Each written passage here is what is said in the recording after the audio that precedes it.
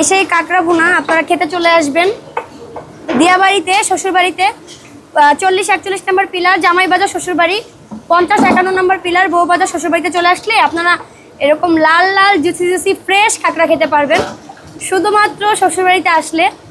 আর এটার স্মেলে আপনাদের প্রাণটা ভরে যাবে, মনটা ভরে যাবে।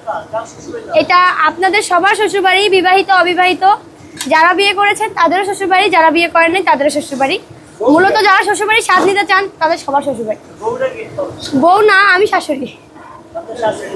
হ্যাঁ, বউ বলে সমস্যা, সবাই নিতে চলে আসবে, পরে আমি কই যাবো?